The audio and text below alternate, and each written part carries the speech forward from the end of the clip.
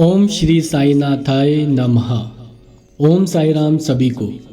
आज का बाबा का साई संदेश है, अपने शरीर में ना मोह रखना और ना उपेक्षा की भावना रखना। उस पर गुरु का अधिकार है और गुरु सेवा के निमित्त ही लगाए रखना। इस साई संदेश का एक बहुत ही गहरा आध्यात्मिक और नैतिक महत्व है। यह वचन भक्तों को जीवन के गहरे अर्थों को समझने की दिशा में मार्गदर्शन प्रदान करता है।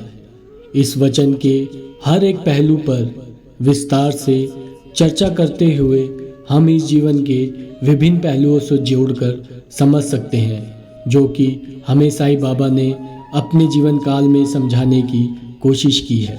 इस वाक्यांश का अर्थ है कि हमें अपने शरीर के प्रति अत्यधिक लगाव नहीं रखना चाहिए। भले ही शरीर जीवन के लिए आवश्यक है, यह केवल आत्मा का एक माध्यम है।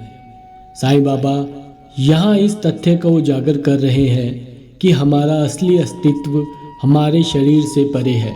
शरीर नश्वर है और एक दिन इसे छोड़ना ही होगा। शरीर के प्रति अत्यधिक मोह हमें आध्यात्मिक उन्नति से रोकता है।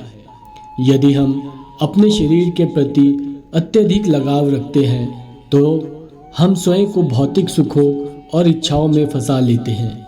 यह मोह हमें अपने सच्चे आत्मस्वरूप को पहचानने से रोकता है। साईं बाबा इस वचन में यह भी कहा है कि हमें अपने शरीर के प्रति उपेक्षा की भावना नहीं रखनी चाहिए।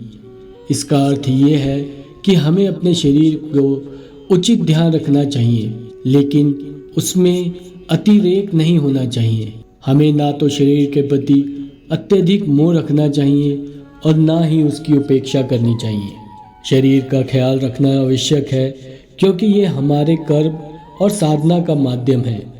यदि हम अपने शरीर की उचित देखभाल नहीं करेंगे तो हम अपनी साधना और सेवा को सही तरीके से नहीं कर पाएंगे।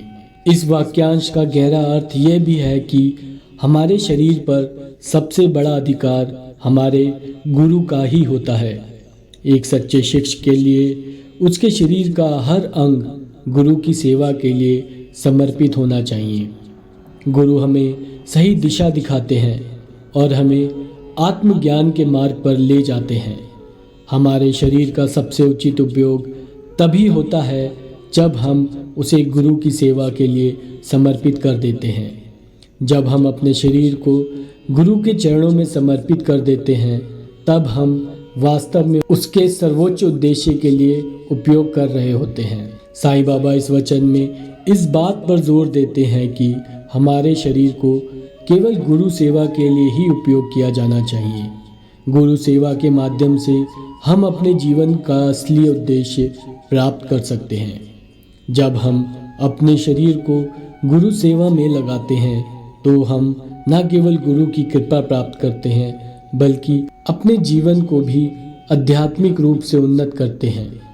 गुरु सेवा के माध्यम से हम अपने भीतर की शुद्धि प्राप्त करते हैं और हमारे जीवन का मार्गदर्शन सही दिशा में होता है। साईं बाबा का यह वचन हमें जीवन के सही मार्ग पर चलने के लिए प्रेरित करता है।